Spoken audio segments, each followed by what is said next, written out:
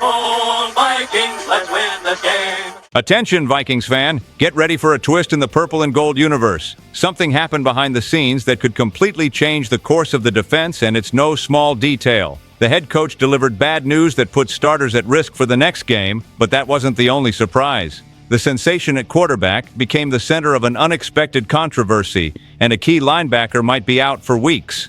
Meanwhile, a running back left it all on the field with a heroic play but paid a heavy price. And all of this leads to why the new leader of the franchise wasn't at practice. You won't want to miss any of it. Welcome. Support this Vikings community with a like and a comment. When you talk Minnesota Vikings, the name Harrison Smith is practically a synonym for leadership and reliability. Only this time, the legendary veteran became a topic not for what he did on the field, but for the silence he kept for weeks. His absence from practices, sitting out against the Bears, and the mystery about a personal health issue left fans uneasy. After all, how do you imagine a Brian Flores defense without its general on the field? It was only now that Harrison broke his silence, revealing that it's a physical issue, a challenge of conditioning and workload. No sudden retirement, no drama off the field, but a warning. In his 14th NFL season, the body starts to demand its toll. The veteran made it clear he's already moving well, but needs to regain rhythm to get back to the level fans expect. And while many speculate, he insists the plan is to be back by week 4. The detail that stands out is that the Vikings didn't place Harrison on the injured reserve list at the start of the season. That shows confidence he could return before the minimum of 4 games. Flores, on his side, didn't hide it. Smith's role is unique, impossible to replicate. Metellus, Theo Jackson, and Jay Ward held it down against the Bears, but the absence of the hitman weighs heavy. It's like trying to conduct an orchestra without the maestro. You might get music, but the perfect symphony is missing, and the game against Chicago proved it. The start was scary, with a 10-play touchdown drive right away, but the defense adjusted, gave McCarthy room for a historic comeback, and came away with the win. Still, the question lingers: how long can this team hold out without the veteran? Josh Metellus shined, Ward surprised, but Theo Jackson struggled and showed that replacing Harrison is not just about talent, but about experience and instinct. Now the big question, if Smith returns by week 4, will that be enough to keep the defense among the league's best? Or will the weight of age turn every game into a battle against the clock? One thing is certain, when the hitman speaks, fans listen. And this story is far from over. The win over the Bears was thrilling, historic, and kicked off the McCarthy era in the most electrifying way possible. But as every fan knows, in the NFL, joy never comes alone. That 27-24 triumph left scars on the roster, and Kevin O'Connell poured cold water on the celebration in his press conference. It wasn't just any injury report, it was practically a red alert about roster depth. Blake Cashman, the heart of the defense, is out indefinitely. And as if that wasn't enough, Ty Chandler, one of the most explosive reserves in the backfield, also won't be available for the next game. O'Connell tried to soften it, saying he expects to have both back at some point in the coming weeks, but he didn't give a timeline. And when the coach doesn't set a date, fans know it's serious. But the list doesn't end there. Andrew Van Ginkel and Jeff Okudah entered concussion protocol, and with the Falcons game on a short week, chances of immediate clearance are slim. We're talking about a linebacker who was a Pro Bowler last season and a cornerback who, even in rotation, adds valuable experience to a secondary that already feels the absence of Harrison Smith. What's worrying is the sum of all these issues. Without Cashman and Van Ginkel, the linebacker group loses 2 starters. Without Chandler, the offensive rotation loses juice. Without Okudah, the air defense lacks depth. In other words, the Vikings could face the Falcons with holes in critical spots, right when they need momentum after the opening win. Fans reacted immediately. On social media, many praised the team's resilience in the opener, but admitted fear that the season could turn into a patchwork marathon. After all, how long can you count on backups keeping the same level? Kevin O'Connell, however, was firm. He spoke of adjustments, trust in reserves, and collective spirit. But it was clear he knows there's no perfect replacement for impact players.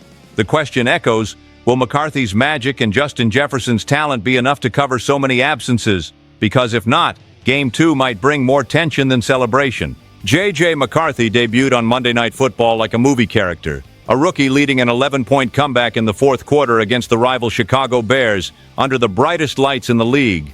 3 touchdowns in the final period, a feat that legends like Tarkenton or Favre never managed in their debuts. The kid didn't just win, he made history. And for a few days, the feeling in Minnesota was that we had the absolute favorite for Offensive Rookie of the Year. Then came the cold shower. The special NFL Premier 2025 patch on his jersey created confusion. Many thought he was eligible for the award, but experts confirmed McCarthy can't compete, since technically he's not a rookie after spending 2024 on the roster, even without playing due to his meniscus injury. Journalist Mike Florio set the record straight, making clear that as brilliant as the debut was, the award is off the table. But hold on, because when one door closed, another much bigger one opened. That monstrous performance against the Bears catapulted McCarthy onto the shortlist for Comeback Player of the Year. ESPN, NFL Network, and even sportsbooks started pointing to the Vikings quarterback as a serious candidate. Jeremy Fowler noted that his mix of talent, resilience, and the weight of playing the most important position in the league makes McCarthy a safe bet. Here's the surprising twist. Despite all the buzz, the sportsbooks backed off. Before the debut, McCarthy was at plus 775. After Monday's show, instead of improving, he slipped to plus 1,200. The favorite shifted to Christian McCaffrey since the Niners will lean heavily on him with Purdy and Kittle sidelined. That move left Vikings fans outraged. How can a guy who rewrote the debut script lose ground in the race for a prize literally called Comeback of the Year? The truth is, J.J. McCarthy doesn't need Vegas odds to prove anything. His chemistry with Justin Jefferson, his leadership in crunch time, and his guts to take over games already put his name among the greats. The real question, are we watching the birth of a franchise quarterback who will fight for awards for years, or just the start of a roller coaster of expectations? Fans barely had time to celebrate the dramatic opening win when another storm hit. Blake Cashman could be out for a long time. The linebacker, signed as a cornerstone piece for Minnesota, went down with a non-contact hamstring injury, and the news couldn't be worse. Kevin O'Connell confirmed the team is considering placing him on injured reserve, which would automatically sideline him for a minimum of 4 games. According to NFL insider Tom Pelissero, that possibility is very real, something that could reshape the entire defense. Cashman is not just another player. He carries the invisible captain's band, responsible for the famous green dot on the helmet, the one who receives and relays Brian Flores' defensive calls on the field. Without him, the system feels exposed. It's like disconnecting the defense's brain, and while there are replacements like Eric Wilson, recent experience showed how demanding that role is, requiring chemistry and nerves of steel. The irony is that Cashman's injury history was already a concern when he was signed. Back with the Jets, he had 4 stints on injured reserve. His move to Houston seemed to change that story, but now, returning home to Minnesota, the shadow reappears. The frustration doubles. Fans saw in him not just talent, but the chance to write a new chapter as a hometown hero, a University of Minnesota alum coming back to lead the Purple. On the flip side, the Bears game proved that when one piece goes down, another can rise. Eric Wilson stepped in and was clutch. 5 tackles, a key punt deflection, and instant leadership. O'Connell even admitted they might not have won without him. That's the kind of story fans love, a veteran rising when the team needed it most. Even so, no one ignores the weight of the absence. The defense might adapt, but it loses depth, rotation, and most importantly, confidence. The nagging question remains, will we see the Cashman Minnesota signed in March, or will the ghost of injuries haunt another season? If Vikings fans know one thing, it's that every win comes at a cost.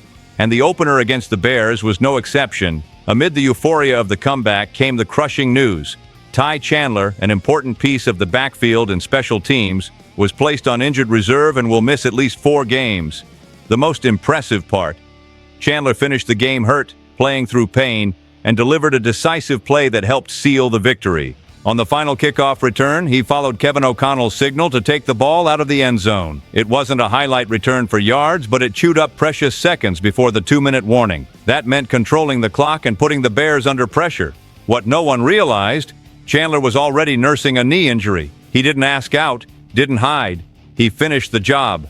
Only later did the full damage surface and the cruel reality hit. Weeks on the sideline in a season that was supposed to be pivotal for his future. Chandler is more than just a backup. 663 rushing yards, 3 touchdowns, and 38 career games vanish from the roster. For a team that already lost Cashman and is monitoring Van Ginkel and Okudah, every absence adds weight. Now all eyes turn to Aaron Jones and Jordan Mason, the duo that looked solid in the opener and will have to carry the load in the run game. But there's also opportunity. With Chandler out, Xavier Scott steps up, an undrafted rookie who impressed in preseason and forced the Vikings to keep 4 running backs. Scott should handle kick returns and could even carve out offensive snaps if called upon. Minnesota has a history of finding hidden gems. Could Scott be the next?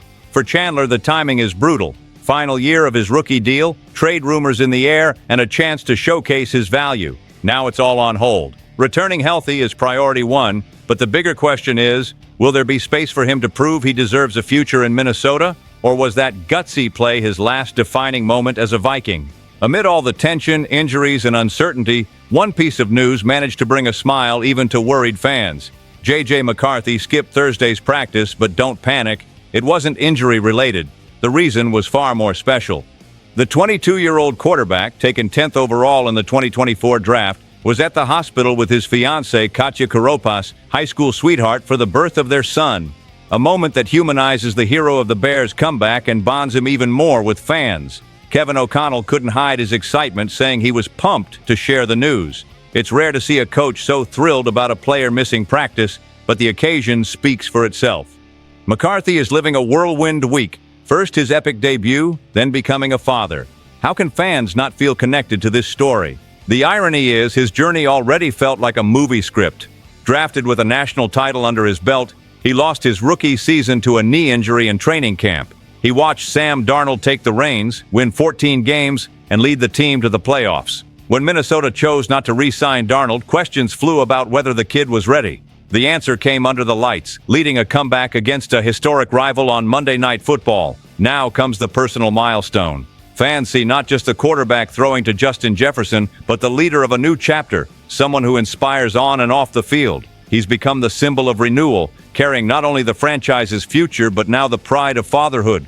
All signs point to McCarthy starting Sunday night against the Atlanta Falcons, under primetime lights once again. And let's be honest, if he played like that before becoming a dad, imagine the fire he'll bring now with this extra fuel. One thing this start of the season has made clear: the Vikings are not living ordinary days. A veteran defender fighting the clock, injuries threatening roster balance, a young quarterback already stirring award debates, linebackers and running backs embodying sacrifice, and now the human side of a leader stepping into fatherhood. But none of this makes sense without the energy of the fans.